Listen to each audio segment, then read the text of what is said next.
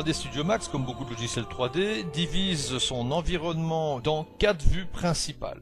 Ces vues sont généralement en 2D, elles portent leur nom ici, Front, Top pour dessus, Left pour gauche, et Perspective pour avoir une visualisation en 3D. Pour agrandir la vue active, il suffit tout simplement de faire Alt-W. Une vue active est une vue que vous avez validée et qui comporte un petit liseré en surluminance.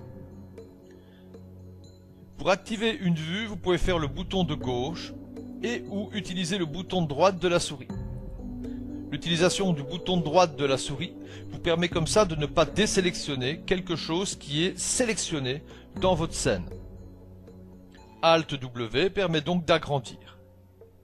Généralement, les raccourcis clavier fonctionnent comme des fonctions interrupteurs. En effet, Alt-W permet donc d'agrandir, mais aussi de retrouver la disposition antérieure. Si vous travaillez dans une vue qui est affichée en grand en utilisant Alt-W, si vous utilisez le raccourci clavier V, vous allez avoir comme ça une liste avec différentes vues qui vous sont proposées. Néanmoins, sachez que si vous faites bouton droit sur le nom de la vue, vous retrouvez aussi les autres vues proposées ainsi que le raccourci clavier respectif. Nous remarquons que la vue Right ici n'a pas de raccourci. Néanmoins, si j'utilise V, je remarque que les raccourcis clavier sont symbolisés avec un petit trait en dessous de chaque lettre. F pour Front, K pour Back, T pour Top, B pour Bottom, L pour Left, R pour Right. En fait, ce menu n'a pas été mis à jour depuis certaines versions. Bilan, si vous faites R en pensant avoir la vue Right, mais en fait, dans ce cas-ci, vous n'avez strictement rien, car R est maintenant le raccourci pour modifier l'échelle.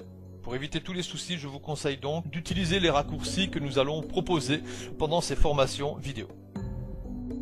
Si vous désirez basculer sur les autres vues existantes, vous pouvez faire Windows Shift et vous pouvez comme ça basculer sur les différentes vues qui étaient proposées avant en mode multi-fenêtrage.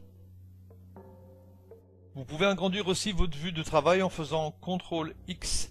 Lorsque vous faites CTRL X, vous êtes ce qu'on appelle en mode expert. Vous pouvez quitter ce principe en faisant toujours CTRL X et ou en cliquant sur cette icône ici en dessous, Cancel Expert Mode.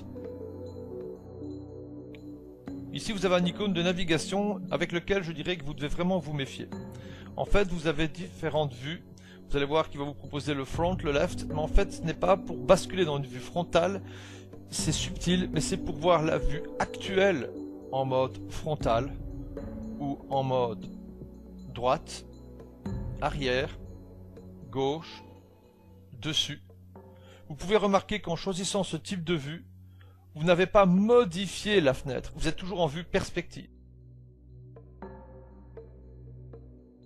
Pour éviter tous les problèmes, au début, je vais vous conseiller de cacher ce ViewCube.